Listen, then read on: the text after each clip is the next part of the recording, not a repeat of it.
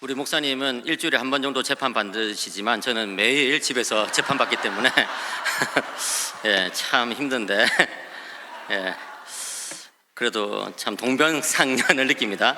예, 2년 전에 우리 담임 목사님께서 저한테 이 고난주간에 3번 설교를 부탁하셨을 때 저는 이제 농담인 줄 알았어요. 왜냐하면 이제 2년 전에 부탁하셨으니까 뭘 그걸 벌써부터 부탁하시냐 이렇게 생각하고 이제 농담인 줄 알았는데 알고 보니까 이제 진담이시더라고요. 그래서 이제 달력에 딱 표시해놓고 이제 까마득하게 잊고 있었는데 올해 이제 여러 일정들을 보는데 이 일정이 있는 거예요.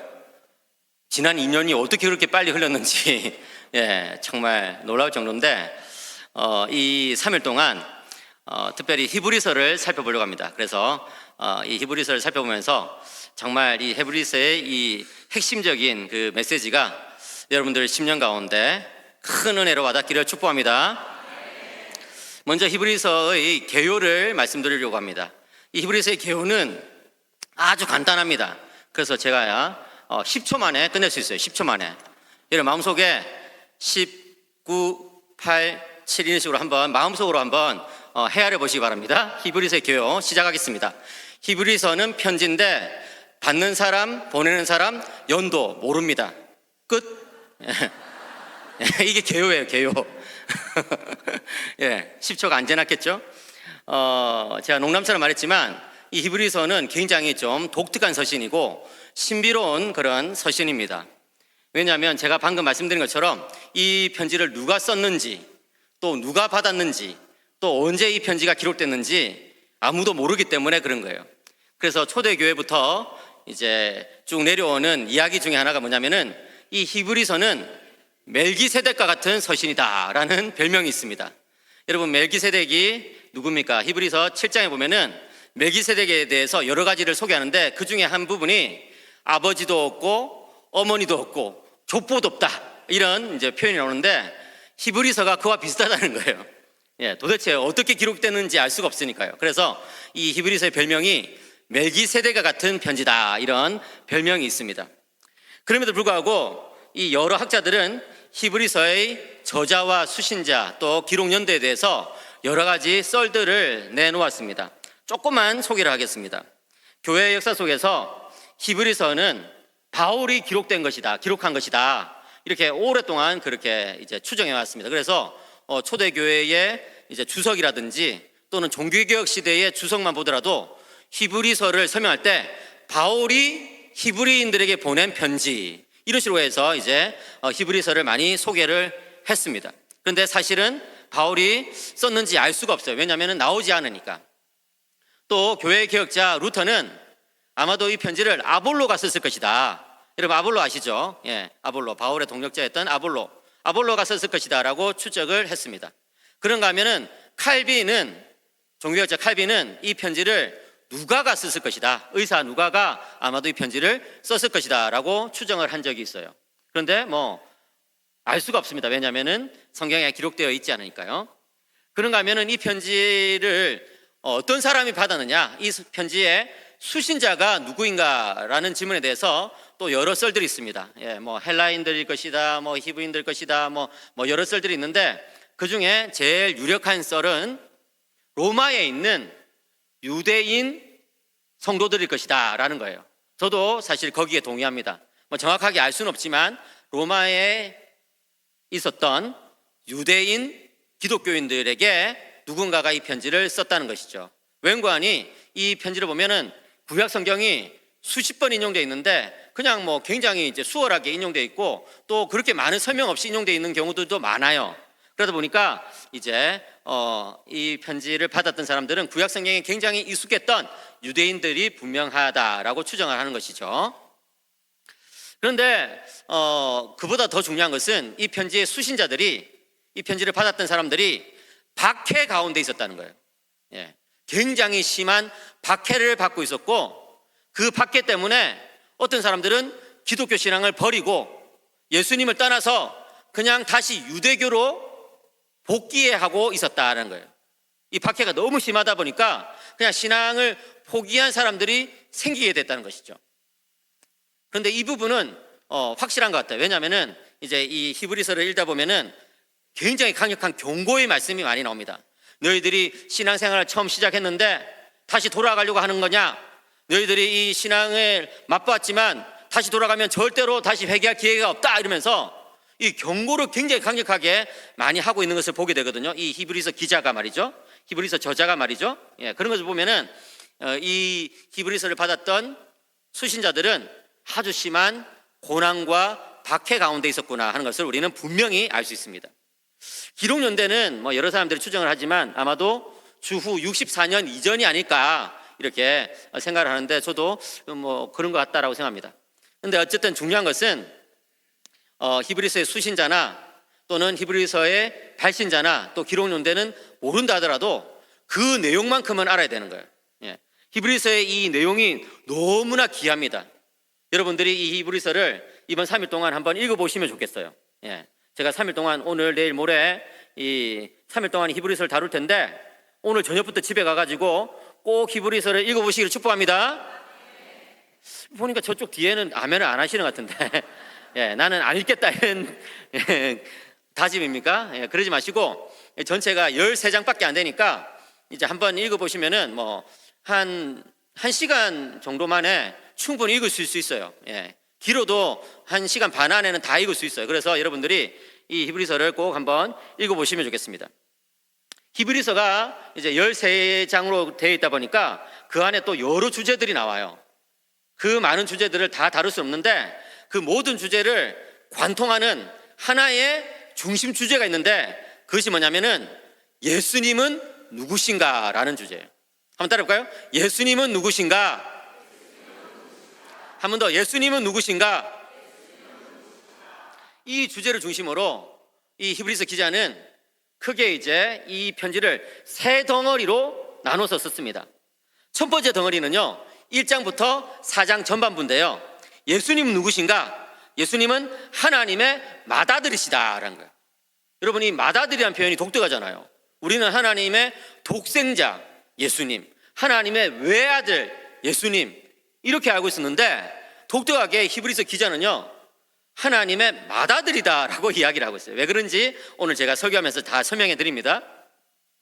그리고 이제 4장 후반부부터 10장 전반부까지는 우리의 큰 대제사장이신 예수님에 대해서 소개하고 있어요. 예수님이 제사장이긴 제사장인데 일반적인 제사장이 아니라 대제사장이에요.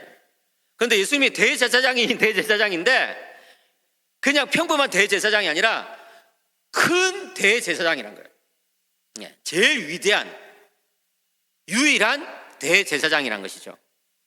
그런가 하면 이제 마지막 부분인 10장 후반부부터 13장 끝까지는 예수님이 믿음의 창시자라는 거예요. 믿음을 일으키시고 믿음을 주도해서 이끌어 가시는 분, 우리 믿음의 주인이 바로 예수님이라는 것이죠. 여러분 한번 따라할까요? 하나님의 맏아들이신 예수 그리스도, 큰 대제사장이신 예수 그리스도, 믿음의 창시자이신 예수 그리스도. 좋습니다. 여러분들이 이렇게 열심히 이제 성경을 배우시는 모습이 너무 멋집니다. 정말 저는 이 성경을 배운다는 것이 너무나 중요하다고 생각하거든요. 그래서 여러분들이 이 3일 동안 빠지지 마시고, 제가 경고합니다, 여러분. 오늘 나왔지만 내일 빠져야 되겠다 이렇게 생각하시는 분들은 회개하시고 내일도 모레도 꼭 나오시기를 축복합니다. 여러분, 이 성경을 배우면요, 놀라운 일이 일어나요. 여러분들이 이 성경을 배우는 가운데 정말 하나님의 놀라운 일들 경험하시는 분들이 되시길 축복합니다.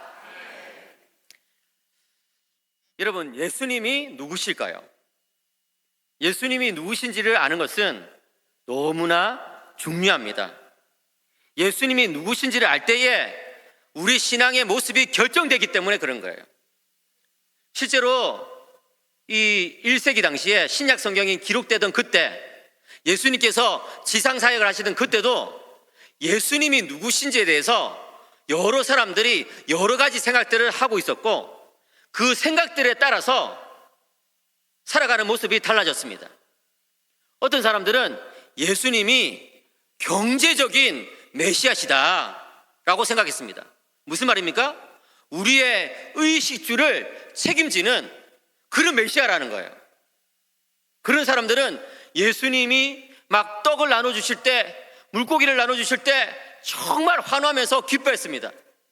그런데 예수님이 그런 일을 더 이상 하지 않게 되었을 때 그들은 실망해서 예수님을 떠나버렸어요. 또 다른 사람들은 예수님이 기적을 행하고 병을 고쳐주시는 선지자라고 생각했습니다. 그런 사람들은 예수님이 막 병을 고쳐주실 때 너무나 놀라고 너무나 행복해하고 너무나 기뻐했습니다.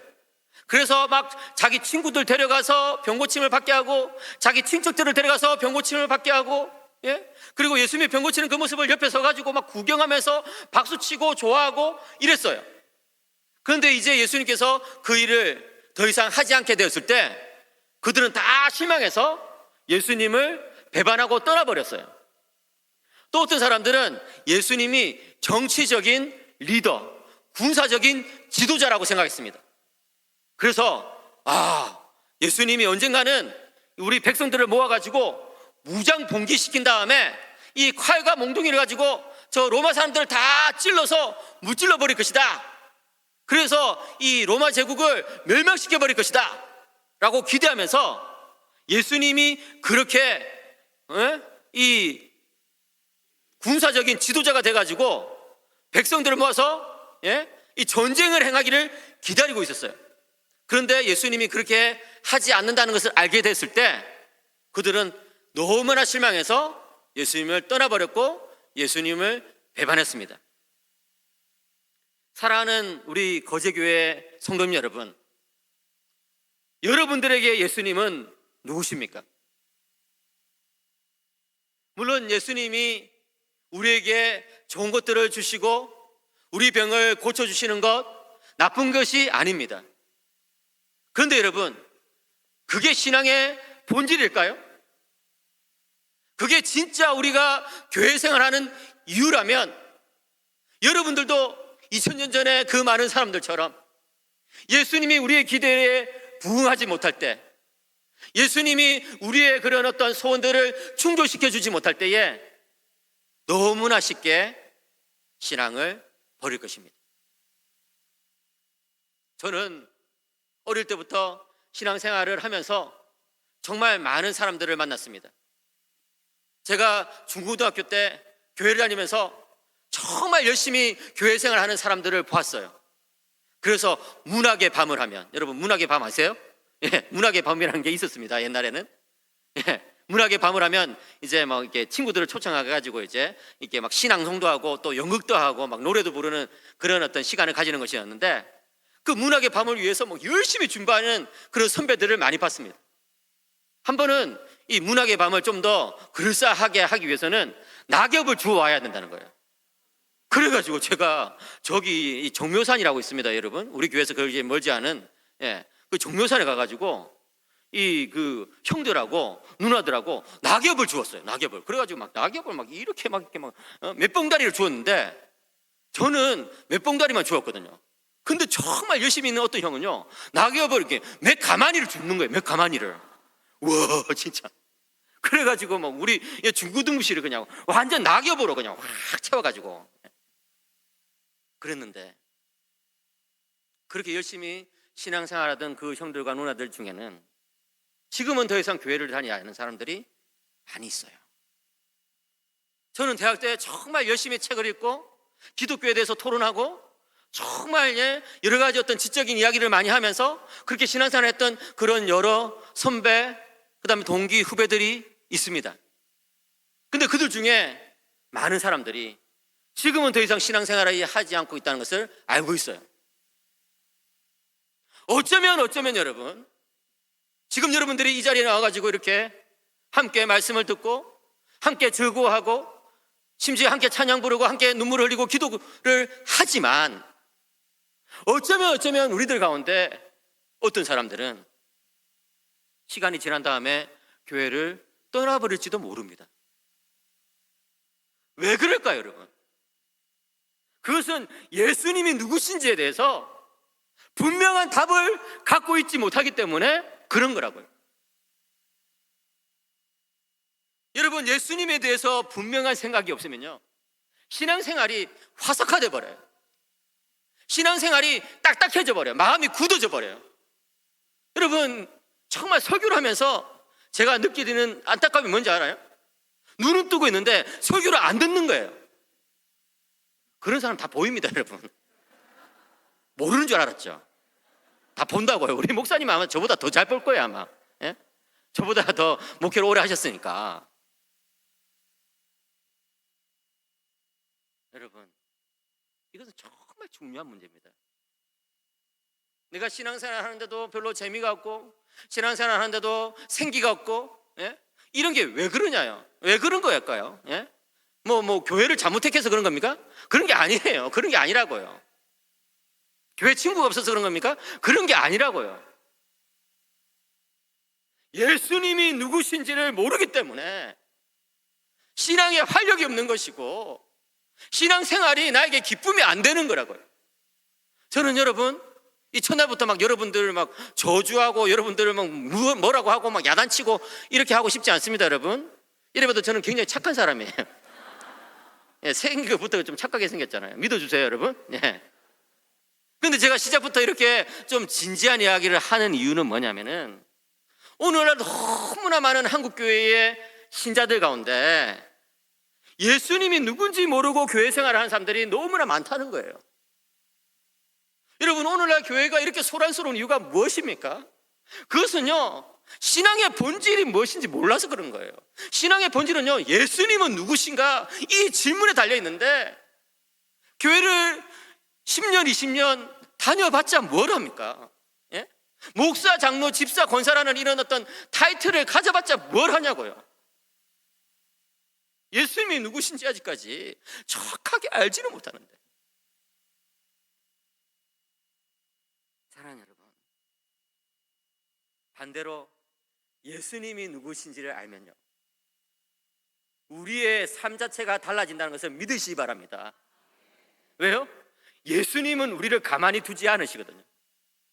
예수님이 누구신지 분명히 알고 예수님을 믿습니다라고 고백하고 예수님을 붙들면요, 예수님께서 오셔가지고, 우리 마음에 오셔가지고 예수님과 우리를 연합시켜버려요. 예수의 생명과 우리의 생명을 연합시켜버려요. 우리의 영혼을 예수님께서 그냥 딱 붙잡아버려요. 그러면요, 더 이상 내 마음대로 살 수가 없는 거예요. 더 이상 이 신앙의 활력이 떨어질 수가 없는 거예요. 사랑하는 우리 거제교회 성도 여러분, 예수님이 누구신지를 아시기를 바랍니다. 믿으시기를 바랍니다. 예수님과 연합하기를 축복합니다. 예수님의 생명과 여러분의 생명이 연결되어 있는 그런 인생을 사시기를 축복합니다.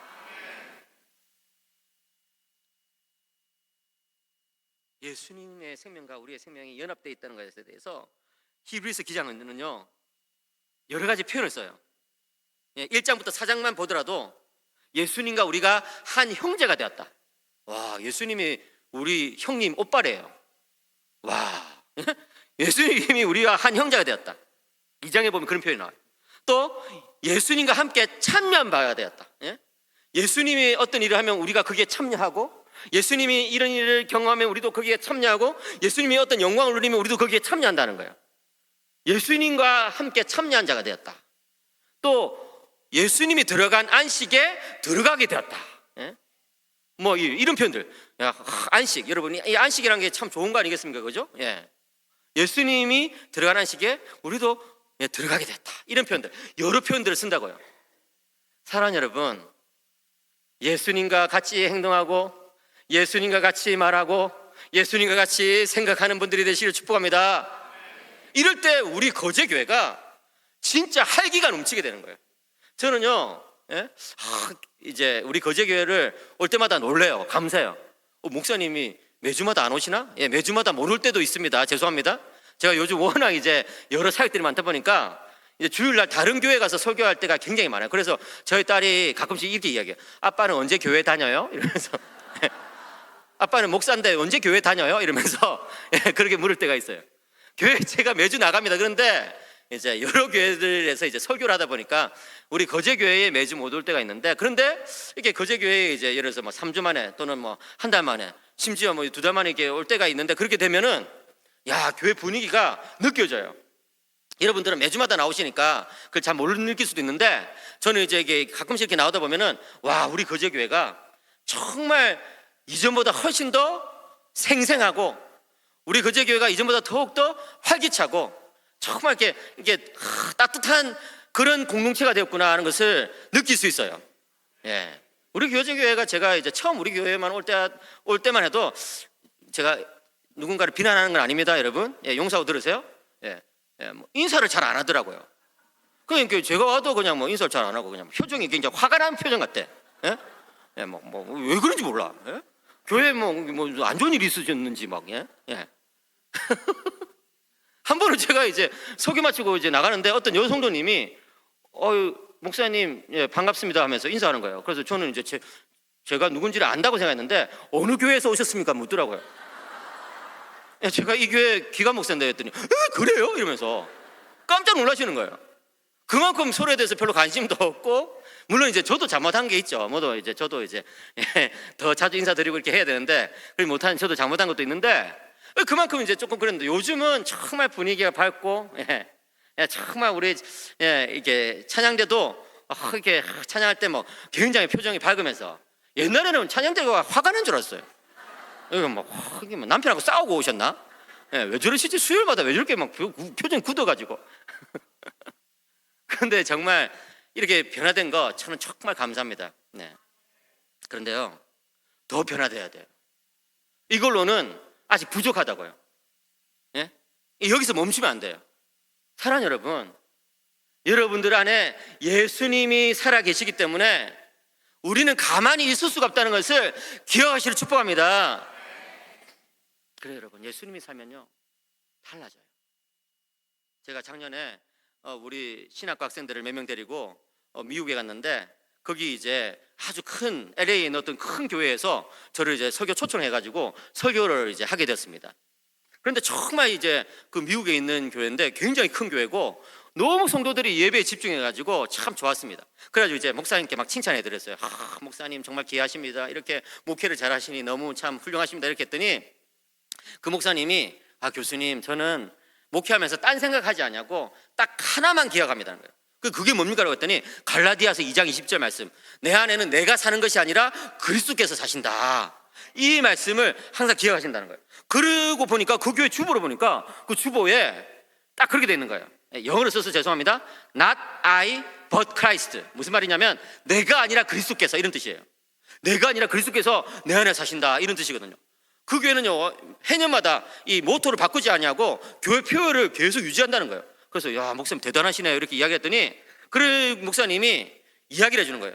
교수님, 제가 이 교회 온 지 한 10년쯤 됐는데 10년 전에 처음 왔을 때 참 이 표의 위력을 느낀 적이 있었다는 거예요. 그 목사님이 그 교회에 처음 부임했을 때 그 교회 체질을 좀 바꿔놓기 위해서 내 안에는 내가 아니라 그리스도께서 사신다, 내 인생은 내 것이 아니다, 이 내용을 가지고 설교를 몇 달 동안 계속 하셨다는 거예요.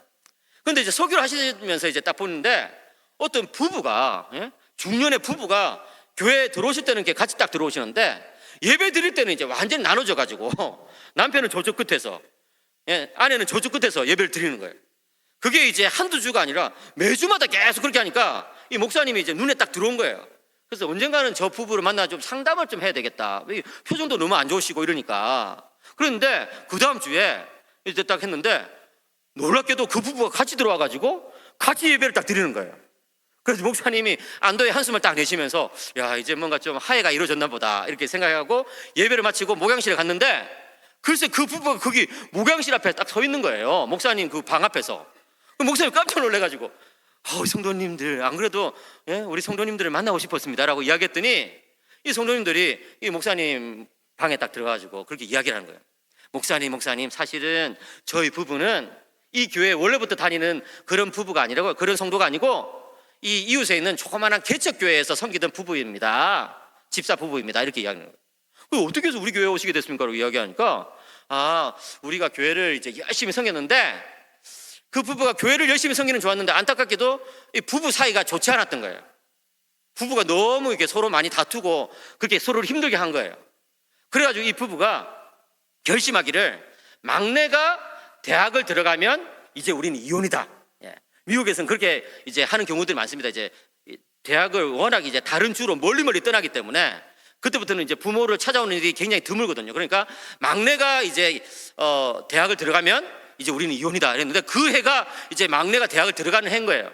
그 이제 이혼을 해야 되잖아요. 근데 그 작은 개척교회에서 이 집사 부부가, 열심히 섬기는 집사 부부가 이혼하면은 교회에 너무 큰 충격이 있을 거니까 이제 우리 다른 교회 가가지고 거기서 있다가 이혼하자라고 된 거예요. 그러니까 이제 지금 그 큰 교회에 이혼하러 온 거예요, 이 부부가. 예? 혹시 지금 이 자리에 이혼하러 오신 부부 있으면 잘 들으시기 바랍니다. 예, 이혼하러 온 거예요. 그러니까 이제 사각한다니까 이제 올 때는 같이 왔다가 나눠져서 예배드리고, 어쩔 수 없이 갈 때는 같이 가지만 또 그 다음 주에 올 때는 같이 이제 와가지고 이제 찢어져서 예배드리고, 이렇게 하기를 이제 계속 반복하고 있었는데, 그 주간마다 계속 목사님께서 하신 메시지가 뭡니까? 내 안에는 내가 아니라 누가 사신다? 예수님이 사신다는 거예요. 그 설교를 이 부부가 몇 주 동안 계속 듣다가 그 전주에 무슨 일이 있었냐, 그 부부가 예배를 드리고 같은 차를 타고 집으로 가는데 남편이 그날 들은 말씀이 너무 자기를 막 후배 파는 거예요. 그날 들었던 그 메시지가 너무 자기를 이렇게 감동시키는 거예요. 그래서 남편이 정말 몇 년 만에 처음으로, 예? 운전하면서 몇 년 만에 처음으로 마음을 담아서 아내에게 사과를 한 거예요. 여보, 미안해. 그 딱 한마디 사과를 하는데 이 부인이, 남편의 그 진정성이 느껴지잖아요. 그래서 막 눈물을 펑펑 흘리는 거예요, 부인이. 그렇게 이제 계속 길에 이제 차를 타고 집에 가는 가운데 이번에는 부인이 눈물을 좀 그치고 이렇게 이야기하는 거예요. 아니 여보, 내가 더 미안해. 이러니까 이번에는 남편이 그냥 눈물을 그냥 또 막 주룩주룩 흘리는 거예요. 달리는 차 안에서 이 두 부부가 막 눈물을 막 계속 흘리니까 더 이상 이제 운전을 할 수도 없잖아요. 그래가지고 이제 차를 안전한 곳에 파킹을 해놓고 세워놓고 이 두 부부가 그냥 펑펑 울었다. 오열을 했다는 거예요. 차 안에서 오열을 했다는 거예요. 그리고 나서 다시 같이 살기로 했다는 거예요. 그래서 그 사실을 말씀드리려고 같이 와서 같이 예배드리고 목사님을 찾아갔다는 거죠. 사랑하는 성도님 여러분, 예수님이 우리 안에 들어오시면요, 반드시 예수님은 일을 하십니다. 우리의 생명이 예수님의 생명과 연합되어 있으면요, 반드시 우리 인생에 어떤 변화가 일어납니다. 여러분, 설교를 들어도 변화가 없다면 여러분 한번 체크해 보셔야 돼요. 교회를 다니는데 내가 정말 신앙생활이 뭔가 좀 이렇게 재미가 없다면, 활력이 없다면 한번 체크해 보셔야 돼요. 왜 그런가? 예? 왜 그런가? 사랑하는 여러분, 이번 3일 동안 이 히브리서의 말씀을 통해서 예수님이 누구신지를 분명히 깨닫고 믿음으로 나가는 분들이 되시길 축복합니다. 첫째로 오늘 본문이 가르쳐주는 예수님은 하나님의 아들이십니다. 히브리서 1장부터 4장까지 계속해서 이 히브리서 기자는요, 저자는요, 그리스도께서 하나님의 아들이시다 계속 강조합니다. 그래서 좀 강조하기 위해서 그리스도가 누가 아닌가라는 것을 먼저 말하는데, 1장과 2장에는 그리스도가 천사가 아니다, 천사보다 더 위대하다 이렇게 이야기합니다. 또 3장에는 그리스도는 모세가 아니다, 모세보다 훨씬 더 위대하다라고 이야기합니다. 그리고 4장에는 그리스도는 여호수아가 아니다, 여호수아보다 훨씬 더 위대하다라고 이야기합니다. 무슨 말입니까? 아까 제가 말씀드린 것처럼 이 당시에 이 히브리서를 받아든 그 성도들 중에서도요, 그리스도에 대해서 오해하고 있는 사람들이 있었다는 거예요. 아, 그리스도는 정말 그냥 뭔가 좀 멋지고 뭔가 좀 이렇게 막 빛이 나고 뭐 그런 어떤 영적인 존재, 그 정도에 불과한가 보다. 아, 그리스도는 모세처럼 하나님을 직접 대면하러 만나기도 하고 뭐 우리에게 그냥 말씀을 주시고 그런 어떤 선지자가 보다. 그리고 또 만나도 주고 메추라기도 보내주고 하는 그런 어떤 기적을 하는 사람인가 보다. 그리스도는 요한수처럼 막 전쟁을 잘해가지고 막 가나안을 정복시키는 그런 어떤 정복자인가 보다. 뭐 이러면서 그리스도에 대해서 오해하고 있는 사람들이 있었다는 거예요. 교회 바깥의 사람이 아니라 여러분, 교회 안에 있는 사람들이 그리스도에 대해서 오해하고 있다는 거예요. 그래서 너무 답답해서 이 히브리서 기자가요, 그에 대해서 분명히 이야기해 주면서 그리스는 천사도 아니고 모세도 아니고 여호수아도 아니며 오직 그리스는 하나님의 아들이십니다 라고 이야기를 하고 계신 것이죠. 히브리서 1장 1절 2절을 같이 읽겠습니다. 히브리서 1장 1절 2절 시작. 옛적의 선지자들을 통하여 여러 부분과 여러 모양으로 우리 조상들에게 말씀하신 하나님이 이 모든 날 마지막에는 아들을 통하여 우리에게 말씀하셨으니 이 아들을 만유의 상속자로 세우시고 또 그로 말미암아 모든 세계를 지으셨느니라. 아멘. 제일 앞부분부터 그냥 바로 주제를 말해버려요. 여기 이 구절을 보시면요, 대조가 나오죠. 옛적과 이 모든 날 마지막이 나와요. 선지자들과 아들이 대조돼요. 우리 조상들과 우리가 대조돼요. 그죠? 이게 대조가 돼요. 뭡니까?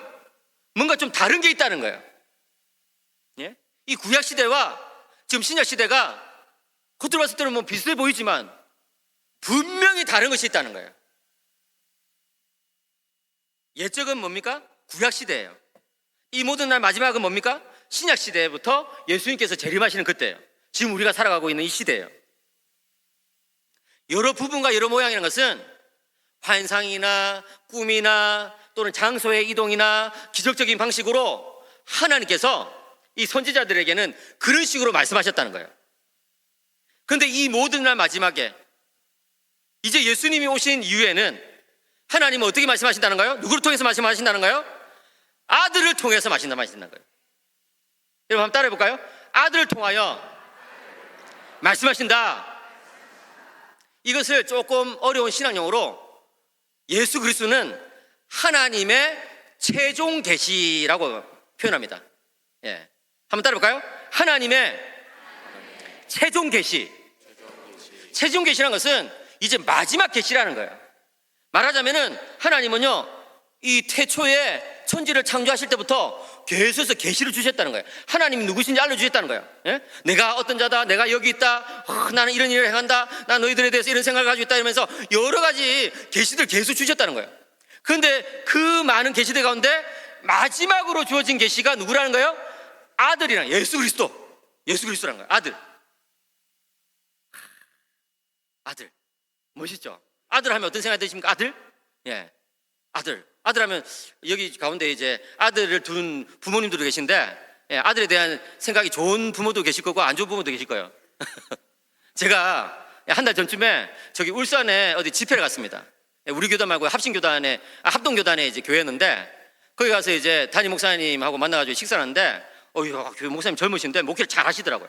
그 괜히 또 맛있는 거 사주셔가지고 같이 이제 막 식사하면서 맛있게 먹고 있는데, 갑자기 이분이 이제 이렇게 막 이제 그 가족 이야기를 하는데 표정이 좀 어두워져요. 맛있게 이렇게 드실 때는 표정이 밝았는데 표정이 좀 어두워져. 그래서 목사님 왜 그러십니까 했더니, 교수님 제가 아들이 셋이 있는데요.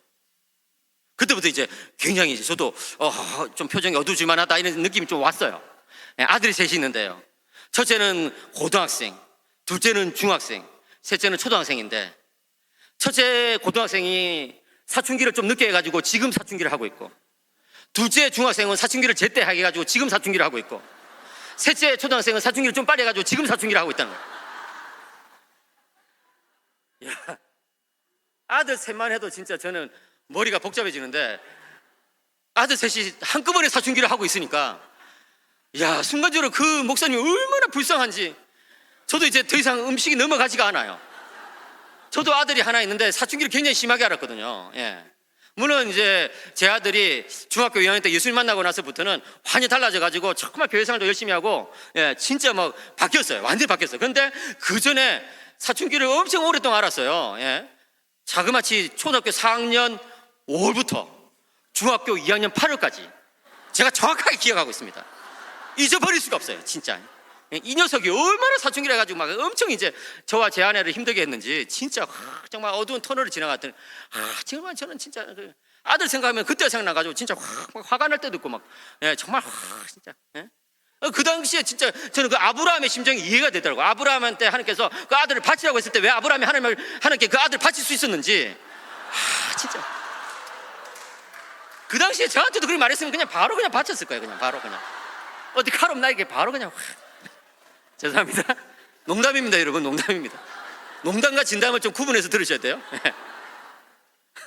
그 울산에 계신 그 목사님이 얼굴에 수심이 가득하면서 진짜 아들 셋이 다 이게 사춘기라 가지고 진짜 너무 힘들어하고 이제 뭐 이게 버티다 못해도 그 사모님이 너무 괴로워한다는 거예요. 와, 아들. 여러분, 아들 하면 이런 생각 나시는 분들은 지금 그런 생각 조금 접어두시고, 여러분의 아들하고 이제 지금 완전 다른 아들을 이야기하는 거니까, 생각 잘 이제 따라오셔야 돼요. 여기 나오는 이 아들은요, 하나님의 아들인데, 여러분, 이 유대인들에게 아들이란 표현은요, 굉장히 이 독특한 어떤 생각을 딱 불러일으켰어요. 그건 뭐냐면은 아버지와 같은 존재, 아버지와 같은 사람, 이런 생각을 제일 먼저 이게 딱 불러일으킨 거예요. 우리말에도 좀 비슷한 말 있잖아요. 그 아버지의 그 아들이다. 그런 이야기가 물론 좀 안 좋은 뉘앙스로 할 때도 있죠.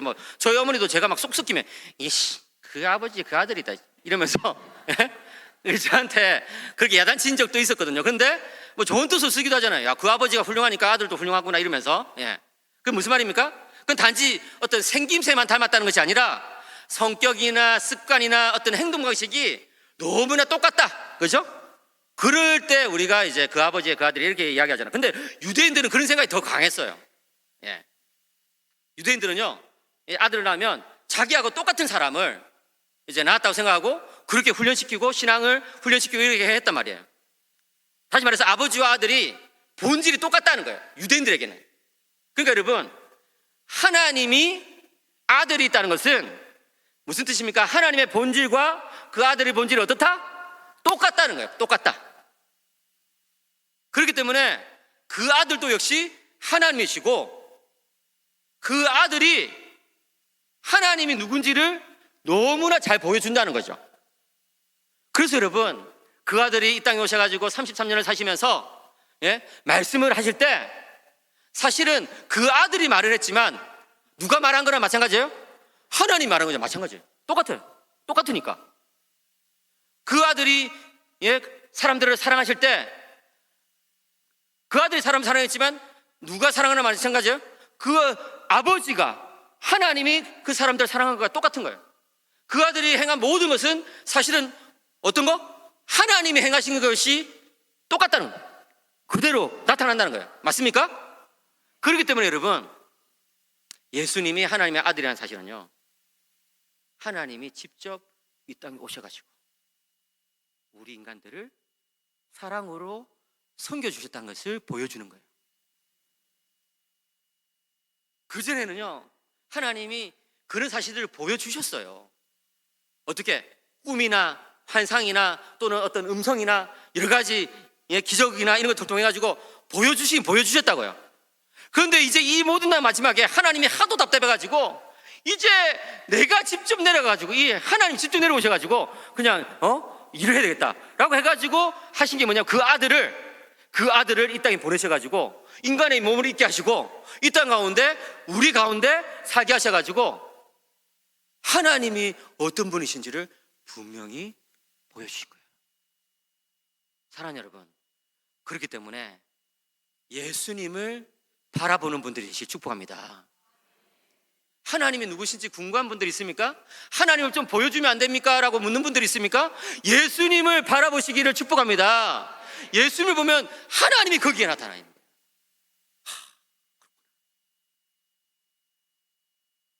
히브리서 기자는요, 이 사실을 좀 더 분명하게 말하기 위해서 예수님은 천사보다 훨씬 더 높으신 분이라고 이야기하고 있어요.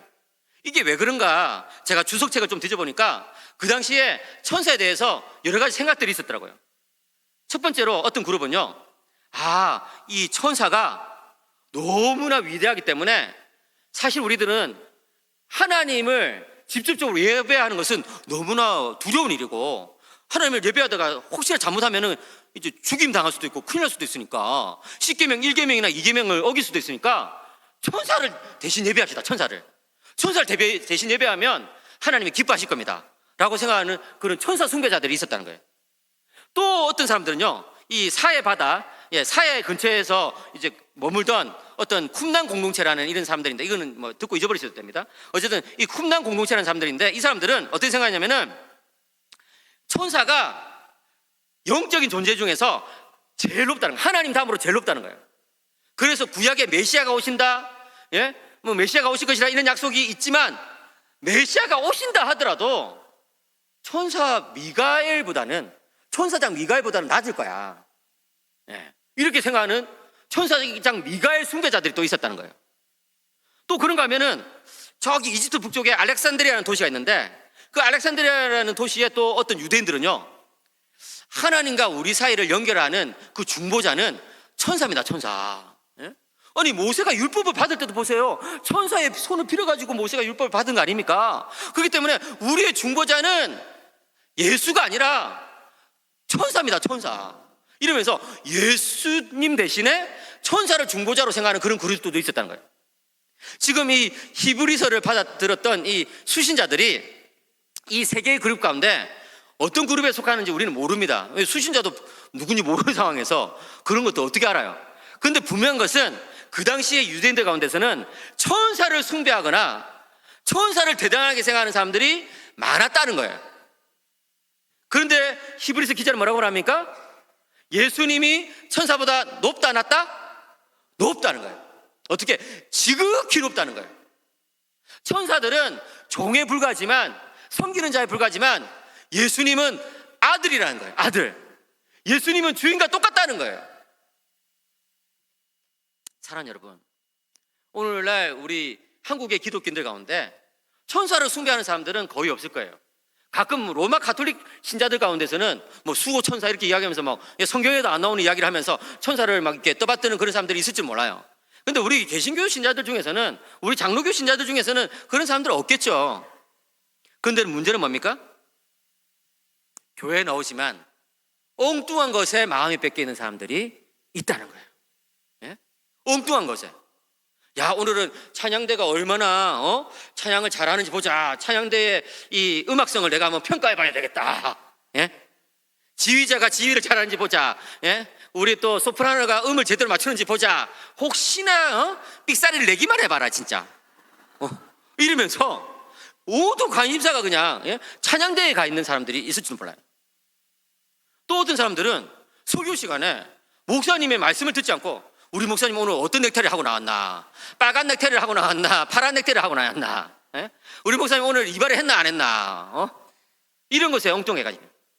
어떤 사람들은 막, 우리 교회가 진짜 이렇게 막 스크린이 멋있는데, 야 진짜 저 스크린 너무 저거 얼마짜리지 저거? 이러면서 막 스크린에 막 빠져 있거나, 어떤 교회의 어떤 장식이라든지 여러 가지 활동 이런 데 빠져 있거나, 이렇게 해가지고 누구에게?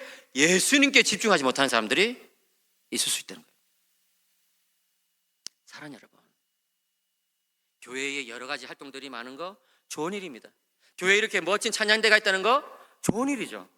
교회에 이렇게 시설들이 잘 되어 있다는 거 아름다운 일입니다, 여러분. 그렇지만 여러분, 우리는 본질이 뭡니까? 본질은 예수님이에요. 그 본질을 놓치면 우리가 정말 혀를 끄끄 차면서, 아니 천사를 숭배하는 사람이 있었다고요, 목사님? 천사장 미가엘을 숭배하는 사람들이 있었다고요? 진짜 말도 안 되는, 뭐 천사를 중보자라고 여겼다고요? 진짜 웃긴 사람들이네 라고 생각하면서 우리는 정작 예수님을 가운데 두지 못하고, 예수님의 신앙의 본질로 두지 못하고 살아갈 수가 있다는 거예요. 여러분들은 왜 교회 나오십니까? 교회 사람 만나러 나옵니까? 교회에 좀 레크레이션 놀 것들이 있어서 그냥 나옵니까? 아니 사업 같은 거 이런 것도 좀 잘해보려고 이렇게 나옵니까? 물론 여러분, 교회의 어떤 교제라든지 또 교회의 활동을 제가 부정한 게 절대 아니에요. 그런데 제일 중요한 것을 놓치고 그런 것을 하면 심각하다는 거예요, 여러분. 저는요 2살 때부터 엄마 등 옆에서 교회를 다녔습니다. 그런데 저는 중학교 2학년이 되어서야 비로소 예수님을 믿게 됐어요. 제가 예수님을 믿기 전에는요 교회에 놀러 갔어요. 그래가지고 엄마가 헌금하라고 이렇게 100원짜리 동전 몇 개를 주면은 그 100원짜리 동전 가지고 그냥 교회 앞에 있는 오락실, 요즘 오락실이 없잖아요. 근데 그 당시 오락실이 있어요. 그리고 오락실에서 그 100원짜리 50원짜리 바꿔가지고 계속 오락하고 막, 예? 그렇게 교회 생활을 했습니다. 저는 그게 교회 생활이라고 생각했어요. 저는 교회 가면요, 예, 문학의 밤을 준비하면서 몇 주 동안 막, 예, 막 낙엽 주고 다니고, 예, 몇 주 동안 막 연극 준비하고, 예, 막 이렇게 노래 연습하고 막 이러면서 그 가을을 다 보냈습니다. 저는 그게, 예, 교회 생활이라고 생각했어요. 지금 교회 가면 친구들하고 막 이야기하고 막, 예, 막 맛있는 간식 먹고 뭐 이게 저는 교회 생활이라고 착각했어요. 그런데 여러분, 예수님을 만나고 나서 보니까 제가 교회 생활을 한 게 아니라는 것을 깨닫게 됐어요. 저는 교회 생활을 한 게 아니었어요. 왜요? 핵심이 빠졌으니까요. 예수님을 만나고 나서 보니까 제 눈에는 이제 예수님만 보여요. 성경이 너무 읽고 싶어져. 왜냐하면 예수님을 찾고 싶으니까. 성경에서 예수님을 발견하면 너무 기뻐요. 너무나 감사해요. 그래가지고 막 성경 가지고 날마다 큐티하고 예수님께 날마다 편지를 썼어요. 예수님께 편지를 썼습니다, 여러분. 날마다, 매일마다. 그리고 막 길 가다가다 막 이게 막 예수님이 생각나가서 미치겠는 거예요. 그래가지고 막 찬양을 부르고, 예? 제 학교가 저기 전포동에 있었는데 전포동에서 저기 저희 집에 양정에 있었거든요. 양정에 그 산동네에 있었습니다. 그 산동네까지 올라가는데 막 계속 막 찬양하고 막 나무들 보면서 막 그 나무 앞에서 찬양을 했어요. 나무 앞에서. 누가 보면 나무교를 섬기나 이렇게 생각했을 텐데 진짜 나무에 예수님이 보이는 거예요. 나무에 그 이파리 하나하나에 예수님이 보이는 거예요. 그냥 잘 때도 그냥 예수님을 찬양했다는. 제 동생하고 저는 같은 방을 썼는데 가난해가지고 동생하고 같은 방을 썼는데 아침에 일어나니까 형이 어젯밤에 찬양을 하더라고요. 잠꼬대로 찬양했다는. 무슨 찬양 부르대 했더니 예수 우리 왕이여를 불렀다는 거예요. 예수 우리 왕이여, 그 찬양 알아요?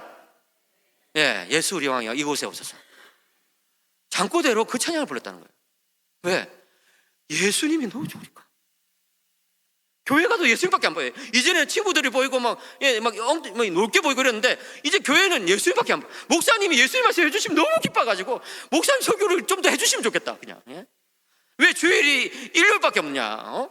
월요일도 주일이고 화요일도 주일이고 그냥, 예, 7일이 다 주일이면 너무 좋겠는데 진짜 목사님이 해주신 예수님 이야기가 너무 듣고 싶어가지고 주일학교 선생님이 예수님 이야기를 해주면 그냥 너무 감사해요. 그냥, 예? 떡볶이를 안 사줘도 좋아, 예?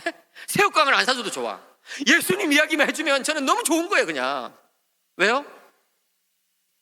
예수님이 내 생명의 구원자니까. 예수님 아니었다면 죽어마땅한 내가, 예수님 아니었다면 절망 속에서 살아야 됐던 내가 예수님 만나가지고 인생이 새로워지고 희망을 찾고 소망을 얻게 되었으니, 영생을 누리게 되었으니, 구원을 받게 되었으니 예수님밖에 안 보이는 거죠. 예수님밖에. 사랑하는 여러분, 예수님이 보입니까? 예수님을 보지 못하게 하는 그 무엇을 제하여 버려야 돼요. 그게 심지어 천사라 할지라도 제하여 버려야 돼요. 사도 바울은 뭐랍니까? 갈라디아서 1장에서 내가 전한 복음 외에 다른 복음을 전하면 저주를 받을 것이다. 예? 사랑하는 여러분, 예수님을 가르쳐야 돼요. 우리 다음 세대 하는데 다음 세대에 여러분 아무리 많은 장난감을 사주고 아무리 좋은 놀이시설을 갖추고 아무리 좋은 어떤 그런 것들을 프로그램들을 제공한다 하더라도 예수님을 가르치지 못한다면 무슨 소용이 있겠습니까? 물론 저는요 우리 거제교회 선생님들을 정말 존경합니다. 우리 거제교회 선생님들이 얼마나 열심히 복음을 준비하고 얼마나 우리 아이들을 사랑해서 예수님을 그렇게 잘 가르치시는지 저는 정말 여러분들을 존경합니다. 여러분이 아이들 가르친다는 게 참 쉽지 않잖아요. 예? 제가 저기 작년인가 어디 부활주일 설교하러 서울에 갔었거든요. 서울 강남에 있는 어떤 교회가 이제 가서 이제 오전에 설교를 하고 또 오후 예배도 인도하게 돼가지고 이제 점심시간 때 밥을 먹고 이제 이 교회는 주일학교 교육을 어떻게 하나 이렇게 봤더니 그 교회도 참 시설도 그렇게 막 조금 좋지 못하고 이렇지만 어쨌든 열심히 이제 주일학교 선생님들이 막 가르치는 거예요.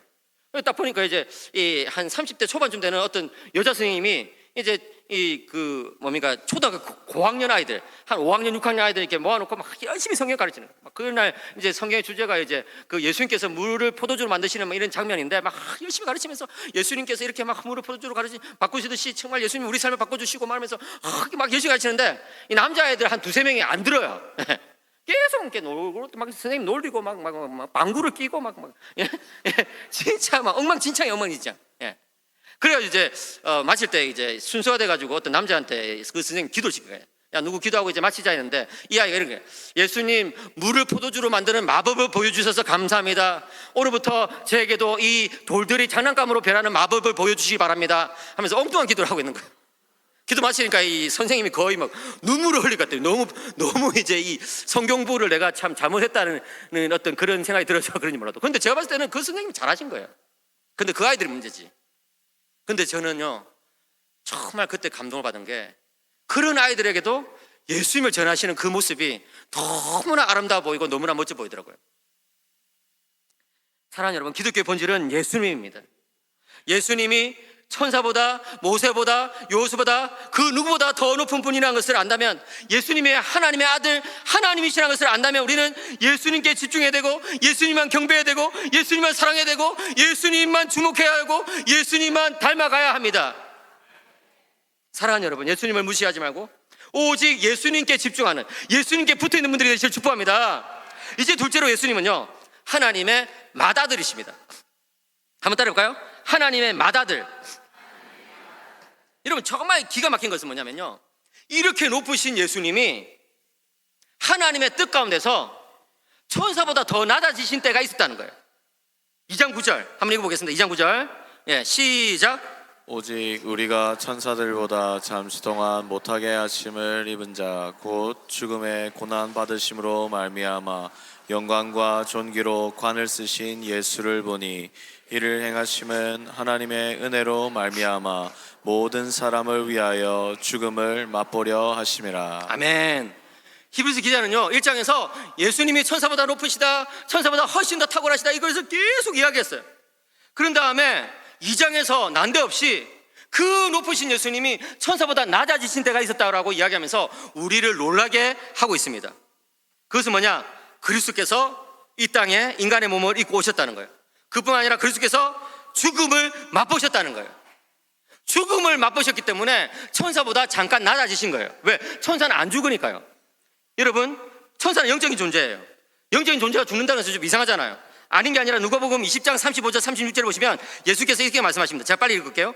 저 세상과 및 죽은 자 가운데서 부활함을 얻기에 합당히 여김을 받은 자들은 장가가고 시집가는 일이 없으며 그들은 다시 죽을 수도 없나니 이는 천사와 동등이요. 예수께서 뭐라고 말씀하십니까? 천사와 동등인 그런 부활한 사람들은, 예수 믿는 우리들은 저 영원한 세계에서 죽지 않는다, 천사들도 안 죽는다, 이 말이겠죠. 그죠? 그게 전제되어 있는 거예요. 그래요 여러분. 그런데 놀랍게도 오늘 히브리서 본문에서는 천사보다 더 위대하신 분이 죽었다라고 이야기하고 있어요. 왜요? 2장 9절 다시 보세요. 2장 9절을 보시면 하나님의 은혜로 말미암아, 하나님의 은혜로 말미암아 천사보다 낮아진 때가 있었다는 거예요. 다시 말해서 그리스도께서 우리를 위해서 죽으심을 맛보신 이유가 뭡니까? 하나님께서 우리에게 은혜를 베푸셨기 때문에 그렇게 된다는 거예요. 사랑하는 여러분, 은혜가 뭡니까? 은혜는 거저 주시는 선물을 은혜라고 말합니다. 하나님께서 우리에게 구원이라는 선물을 거저 주시다는 것을 믿으시기 바랍니다. 그런데 그 은혜가 거저 주어지기 위해서 누군가의 희생이 필요했는데 그 누군가의 희생은 뭡니까? 하나님의 아들의 희생이라는 거예요. 충격이죠. 하나님께는 그 천사들이 그렇게 많았을 텐데 그 천사 중에 누군가를 희생시킴으로써 우리를 구원하신 것도 아니고 하나님의 그 독생자 외아들이 직접 희생당하심으로써 우리에게 구원이라는 선물이 거저 은혜로 주어지게 됐다는 거예요. 사랑하는 여러분, 그렇기 때문에 여러분, 우리는 구원을 소중하게 여겨야 돼요. 구원이 공짜로 주어진 것처럼 보이지만 사실은 공짜가 아니에요. 받는 우리 편에서는 공짜인데 그 공짜를 만드시기 위해서 예수님은 죽으셨다니까요. 예수님은 자신의 생명을 내려놓으셨다는 거예요. 천사보다 낮아지셨다는 거예요. 여러분 한번 생각해 보세요. 천사보다 낮아진다는 게 그게 예수님으로서는 그게 상상이나 될 일입니까? 조금 더 구체적으로 10절에서 히브리서 기자는요, 그리스도께서 이렇게 죽음을 맛보심으로써 천사보다 낮아지신 이유를 더 설명합니다. 그러므로 만물이 그를 위하고 또한 그로 말미암으니가 많은 아들들을 이끌어 영광에 들어가게 하시는 이래 그들의 구원의 창시자를 고난을 통하여 온전하게 하심이 합당하도다. 무슨 말입니까? 많은 아들들이라는 표현이 중요한 거예요. 많은 아들들. 왜 천사보다 높으신 그리스도께서 천사보다 낮아지셔야만 했는가? 그것은 많은 아들들을 이 세상에 출현시키기 위해서 그랬다는 거예요. 많은 아들들이 있어야 되기 때문에 그렇다는 거예요. 예수님이 하나님의 외아들이신데 하나님이 원하시는 바는 이 외아들을 하나만 두는 것이 아니라 이 외아들 외에 많은 아들들을 두기를 원하셨기 때문에 이 외아들이 고난을 받고 십자가에 죽으셔야 했다는 거예요. 천사보다 더 낮아지셔야 됐다는 거예요. 물론 여러분, 예수님이 하나님의 아들이신 것과 우리들이 예수님 믿고 아들들이 되는 것은 너무나 큰 차이가 있죠. 신학적으로는 예수님은 본성상 하나님의 아들이신데 우리들은 입양을 통해 하나님의 아들들이 되었다라고 그렇게 정리를 하는 거예요. 근데 어쨌든 중요한 것은 뭐냐면은 하나님은 이 독생자 외에도 더 많은 아들들이 있기를 원하셨다는 거예요. 여기서 이제 또 우리 자매님들 가운데서는 왜 아들이래? 아들? 난 딸인데 딸. 맨날 성경 아들 진짜. 딸은 없어? 이렇게 말하시는 분들이 있을지 모르겠는데 그에 대해서 우리 종교학자 칼빈 선생이 다 예견을 하시고 뭐라고 이야기했냐면은 여기 히브리서 기자가 아들들이라고 표현을 쓴 것은 또는 사도 바울이 아들들이라고 표현을 자주 쓴 것은 우리 죄인들이 하나님을 떠났는데 다시금 하나님의 자녀가 되는 유일한 길은 아들이신 예수님과 연합함으로써만 이루어지기 때문에 그것을 강조하기 위해서 아들들이라고 했다는 거예요. 그래요 여러분, 아들에 붙었으니까 아들이죠. 아들과 연합됐으니까 아들들이라고요. 사랑하는 여러분, 예수님의 그 고난받으심과 죽으심을 말미암아 우리가 아들들이 됐다는 것을 믿으시기 바랍니다. 그래서 여러분, 이제 예수님은 독생자가 아니라 외아들이 아니라 맏아들이 되신 거예요. 맏아들. 1장 6절 같이 한번 읽어볼까요? 1장 6절 시작. 또 그가 다시 1장 6절 히브리서 1장 6절 없습니까? 제가 읽겠습니다. 있는 분들 같이 읽겠습니다. 시작. 또 그가 맏아들을 이끌어 세상에 다시 들어오게 하실 때에 하나님의 모든 천사들은 그에게 경배할지어다 하시며, 여기 맏아들이 나오잖아요. 무슨 말입니까? 예수님께서 이 땅에 오실 때는 하나님의 외아들이었는데 이제 구원사역을 다 이루시니까 많은 아들들이 생겨나게 되었고 이제 하나님은 예수님을 맏아들이라고 부르신다는 거예요. 그래서 교부들은 이렇게 말했어요. 교부들은, 초대교회 지도자였던 교부들은요 이렇게 말했어요. 그리스도께서 이 땅에 오실 때에는 하나님의 독생자로 오셨지만 구원사역을 마치고 하늘로 올라가실 때는 맏아들이 되어서 올라가셨다. 와, 너무 멋진 말이죠. 저만 멋지게 느껴집니까? 여러분은 신학 교수하면 안 되시겠다. 이런 게 막 멋지게 다가오고 막 이런 걸 하나 읽으면 진짜 막 하루가 행복하고 이래야지 신학 교수가 될 수 있는 거예요, 여러분. 저는 이런 거 하나 발견하면요 진짜 며칠을 굶어도 좋다겠다는 생각이 들 정도로 너무 행복해요. 다시 한번 읽어볼까요? 다시 시작. 그리스도께서 이 땅에 오실 때에는 하나님의 독생자로 오셨지만 구원 사역을 마치고 하늘로 올라가실 때에는 맏아들이 되어서 올라가셨다. 독생자가 맏아들이 된 것이 복음입니다. 홀로 높으신 그분이, 천사들을 부르시는 그분이, 천사들이 그 앞에서 둔하게로는 얼굴을 가리고 둔하게로는 발을 가리고 둔하게는 하면서 거룩하다 거룩하다 거룩하시 하면서 만군의 여호와를 찬양할 때 함께 계셨던 그분이 이 땅에 오셔가지고 천사보다 낮아지시고 고난당하시고 죽음을 겪으셨다는 것이 바로 복음이라고 히브리서 기자는 말하고 있는 거예요. 사랑하는 여러분, 여러분들은 이 복음을 복음으로 받아들이고 있습니까? 예수님의 죽으심이 정말 여러분들에게 감동으로 다가가고 있습니까? 그러셔야 돼요. 사랑의 교회를 개척해서 세우셨던 옥하는 목사님이라는 분은 여러분들이 아마 많이 아실 거예요. 그분의 전기가 얼마 전에 나와가지고 제가 읽어봤습니다. 근데 그 전기의 한 부분에 이런 부분이 적혀 있었어요. 옥하는 목사님은 거제도에서 태어나셔가지고, 거제도, 우리 거제교회 똑같이 거제잖아요. 조금 관련이 있는지 모르겠는데 어쨌든 우리 전에 목사님 옥수수 목사님 뭔가 좀 관련이 있는 것 같다. 어쨌든 계속하겠습니다. 오카랑 목사님은 거제도에서 태어나셔가지고 거제도에서 자라셨는데 10살 때 예수님을 처음 믿게 됐다는 거예요. 엄마 따라서 이렇게 사경회를 다니다가 부흥회를 다니다가 10살 때 처음 예수님을 믿게 됐다는 거예요. 그 무렵에 생긴 일을 이제 이 전기의 작가가 기록하고 있어요. 어느 날 오카는 목사님의 어머니가 이 호롱불 아래에서 바느질을 하면서 10살 빼기 아들에게 말했어요. 아들아, 지난주 목사님 설교 본문을 다시 좀 읽어다오. 근데 마침 그 지난주 설교 본문은 마태복음 27장이었습니다. 얼마 전에 우리가 오광열 목사님 설교를 통해서 들은 것처럼 마태복음 27장은 예수님께서 고난받으시고 십자가에 달려 돌아가시는 부분입니다. 이 어린아들이 그냥 무심코 바닥에 배를 깔고 마태복음 27장을 한 장씩 또박또박 읽고 있는데 읽다가 분위기가 좀 이상해가지고 어머니를 쳐다봤는데 어머니가 눈물을 흘리고 계신 거예요. 예수 무시하고 계속해서 이 마태복음 27장을 읽어나가고 있는데 이제는 어머니가 막 대성통곡을 하는 거예요. 눈물을 막 너무 심하게 흘리면서 대성통곡을 하는 거예요. 더 이상 이 아들이 성경을 읽을 수 없어가지고 바른 자세로 앉아가지고 어머니가 눈물을 그치기를 기다리고 있었는데 드디어 눈물을 그친 어머니가 아들에게 이렇게 이야기를 하는 거예요. 아들아, 나는 이전에는 예수님이 나를 위해서 이렇게 극심한 고난을 겪으셨다는 것을 모르고 있었던 것 같구나. 아들아, 나는 이전에는 예수님께서 이렇게 나를 위해서 참혹한 죽음으로 죽으셨다는 것을 모르고 있었던 것 같구나. 예수님께서 이렇게 나를 사랑하셨다는 사실을 예전에는 나는 모르고 있었던 것 같구나 하면서 다시 눈물을 훔치시는 거예요. 그때의 모습을 회상하면서 오카르 목사님이 먼 훗날 이렇게 기록하고 있는 것을 전기 작가가 또 적어놨어요. 그날 이후로 나는 어머니의 눈물에 맺힌 십자가를 보는 사람이 되었다.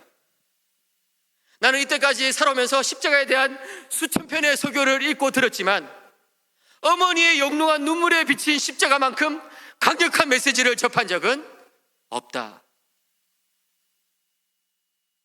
사랑하는 여러분, 십자가가 감동이 되십니까? 십자가가 정말 나를 위한 하나님의 사랑이란 것을 느끼고 계십니까? 그렇다면 여러분 십자가로 나가야죠. 기도할 때마다 십자가를 붙들어야죠. 찬송할 때마다 십자가가 터져 나와야죠. 예배 시간에 정말 십자가를 바라봐야죠. 사랑하는 여러분, 십자가가 유일한 길이란 것을 믿으시기 바랍니다. 이제 셋째로 예수님은 고난을 받으신 맏아들이십니다. 히브리서 2장 14절과 16절 제가 좀 빠른 속도로 읽겠습니다. 자녀들은 혈과 육에 속하 있음에 그도 또한 같은 모양으로 혈과 육을 함께 지니심은 죽음을 통하여 죽음의 세력을 잡은 자 곧 마귀를 멸하시며 또 죽기를 무서움으로 한평생 매어 종로로 나는 모든 자들을 놓아주려 하심이니 이는 확실히 천사들을 붙들어 주려 하심이 아니요 오직 아브라함의 자손을 붙들어 주려 하심이라. 아멘. 왜 예수님께서 혈과 육을 취하셨습니까? 왜 예수님께서 인간이 되셨습니까? 그것은 죽음을 통하여 죽음의 세력을 잡은 자 곧 마귀를 멸하시기 위해서라고 기록하고 있어요. 사랑하는 여러분, 인간은요 날 때부터 죄와 사망과 마귀의 종입니다. 그 상태로 살다가 그 상태로 죽는 거예요. 재작년 봄에 5월에 저기 법원 어귀에서 살인사건이 있었어요. 뉴스를 보신 분들도 아실 텐데 제가 우리 집에서 가깝기도 하고 이래가지고 뉴스를 봤는데 2명의 유튜버가 있었다는 거예요. 이 유튜브를 찍는 사람 2사람이 서로를 계속해서 미워하고 적개심을 쌓아가는 거예요. 한 사람이 영상 올리면 다른 사람이 막 악플을 달고 다른 사람이 막 악플을 달면 그게 또 다시 막 욕을 써놓고 이러면서 2사람의 유튜버가 계속해서 미워하고 있었는데 그 중에 한 사람이 다른 사람을 법원에 고소한 거예요. 그래서 이제 판사의 판결을 듣는 날이 되었는데 이 유튜버가 그냥 이제 고소한 사람이 조용히 법원에 와가지고 그냥 판결을 들으면 되는데 자기가 이제 유튜버니까 그것을 라이브 생방송을 찍은 거예요. 이 셀카봉을 들고 집에서부터 나올 때까지 이제 쭉 하면서 법원 근처에 왔습니다. 오늘 판사가 판결을 잘 내려가지고 나를 힘들게 했던 그 사람 완전 묵사발을 만들어야 되겠는데 하면서 그런 어떤 이제 라이브 생방송을 막 찍고 오는데 그 고소당했던 그 상대방이 법원 근처에 차를 세워놓고 그 방송을 보고 있었던 거예요. 라이브로 나오니까. 그러다가 자기 제일 가까이 왔다고 생각되는 시점에 칼을 들고 와가지고 그 사람을 찔러 죽여버렸어요. 근데 제가 그 뉴스를 보면서 느낀 것이 뭐냐면은 사람 목숨이 파리 목숨보다 못하다는 거예요. 왜냐하면은 이 모든 일이 그 사람이 뛰쳐나와가지고 사람을 찔러주는 이 모든 일이 1분 안에 끝났다는 거예요. 제가 그걸 보면서 다시 한번 느꼈죠. 사람은 종이구나. 사람은 죄와 사망과 마귀의 종이구나 하는 것을 다시금 느끼게 된 거예요. 사랑하는 여러분, 이 마귀는요, 인간의 이 죄를 가지고 인간을 지배해요. 인간이 죄를 짓고 나면요, 마귀는 권리를 가지게 돼요. 너는 죄인이잖아. 너는 이제 하나님 만날 자격이 없는 거야. 왜? 하나님은 죄를 지으면 죽는다고 말했잖아. 이제 너는 나한테 와야 돼. 너는 꼼짝없이 내 종이야. 이 약한 마귀는 하나님께서 만드신 그 원리를 가지고 사람을 오히려 괴롭혀요. 죄를 지으면 죽는다는 이 원리, 하나님께서 가지고 계신 원리인데 이것을 가지고 죄를 지은 사람마다 찾아다니면서 종으로 만들어버려요. 그래서 생기는 현상이 뭡니까? 죄의 노예가 되는 거예요. 사람은요, 미움의 노예 아닙니까? 그 사람의 그 유튜버가 미움의 노예가 됐기 때문에 그 사람을 그렇게 한 거 아닙니까? 사람은요, 정욕의 노예라고요. 우리 속에 있는 이 엄난한 마음을 이길 길이 있습니까? 없다고요. 사람은요, 욕심의 노예예요. 돈을 벌어도 만족하지 못하고 벌어도 만족하지 못한다고요. 사람은 죄와 사망과 마귀의 노예라고요. 그것이 또 나타난 것이 뭡니까? 죽음을 두려워해요. 사람 중에 죽음을 두려워하지 않는 사람이 있습니까? 누구나 다 죽음을 두려워하죠. 죽음을 두려워하지 않는 사람이 있는 것처럼 보이지만 사실은 마음속으로는 죽음을 두려워한다고요. 왜요? 마귀의 종이니까 그래요. 사람은요, 원래 죽도록 그렇게 만들어진 존재가 아니에요. 그렇기 때문에 태초에 아담과 하와는 죽음을 두려워하는 그런 마음이 없었다고요. 왜? 죽도록 만들어지지 않았으니까. 죽음이 뭔지도 모르니까. 그런데 죽음이 들어왔을 때, 죄 때문에 죽음이 들어왔을 때 사탄 마귀는 계속 죽음을 가지고 우리를 계속해서 올감아요. 죽음을 두렵게 만들어요. 이 먹고 사는 문제, 이 건강의 문제, 다른 사람에 대해서 인정받아야 된다는 이 문제, 이런 문제가 우리를 계속해서 두렵게 하지 않습니까? 단지 우리 생 마지막에 있는 이 죽음만이 우리를 두렵게 하는 것이 아니라 이 살아가는 문제 때문에 우리는 끊임없이 두려워해요. 이 두려움의 그 근원이 어디서부터 나왔어요? 마귀의 종이 된 그 상태부터 나왔다고요. 죽음에 매여 있다는 것이 바로 그런 거라고요, 사랑하는 여러분. 근데 하나님의 독생자가 이 땅에 오셨습니다. 그 독생자가 이 땅에 오셔가지고 어떤 일을 하셨습니까? 14절을 다시 보시면 죽음을 통하여 죽음의 새를 잡은 자 곧 마귀를 멸하셨다 믿으시기 바랍니다. 무슨 말이에요? 예수님은 자기가 죽으심으로써 죽음을 끝장냈다는 거예요. 예수님을 십자가에 못 박아 죽었을 때 마귀가 활개를 쳤어요. 예수님의 십자가로 가는 그 여정에서 마귀가 활개를 쳤다고요.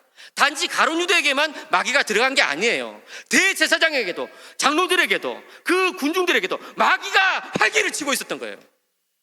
예수님이 그 사실을 보면서 예수님은 무엇을 느꼈을까요? 불쌍하다 저 사람들, 불쌍하다 저 사람들.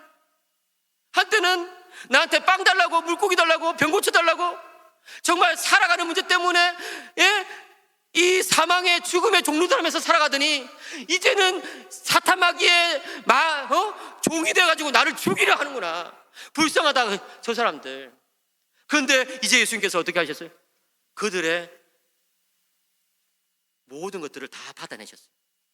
그들이 조롱할 때 받아내시고, 그들이 채찍질할 때 받아내시고, 그들이 예수님을 칠 때 받아내시고, 그들이 예수님을 십자가에 못 박을 때 예수님 그 모든 것을 받아내셨어요.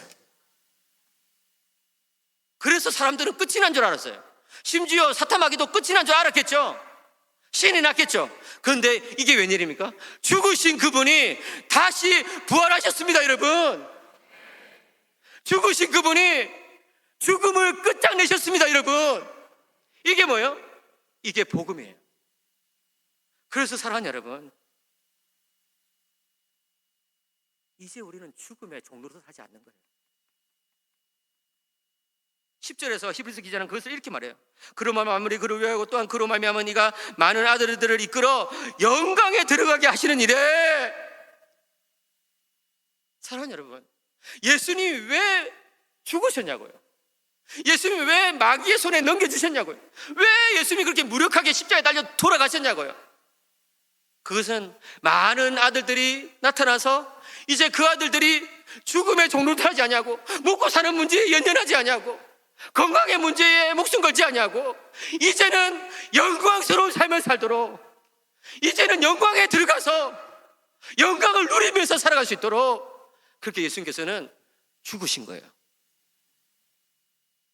사랑하는 여러분, 이 영광의 자리로 여러분들을 초대합니다. 이 영광의 자리로 여러분 한 사람 한 사람을 초대합니다. 그래서 더 이상 마귀에 사로잡힌 사람처럼 살아가지 않냐고, 먹고 사는 문제, 자식 걱정, 남편 걱정, 물질 걱정, 이 모든 것이 죽음의 징후 아닙니까? 세상 사람들이 그렇게 살아가는 것은 어쩔 수 없는 거예요. 왜? 마귀의 종이니까. 그런데 왜 예수님께서 우리에게 오셔가지고 마귀를 박살내셨는데 불구하고 왜 우리는 여전히 그렇게 살아가야 되냐고. 사랑하는 여러분, 예수님께로 오시기 바랍니다. 이 시간에 예수님께서 여러분들에게 영광을 선물해 주실 것입니다. 함께 기도합시다.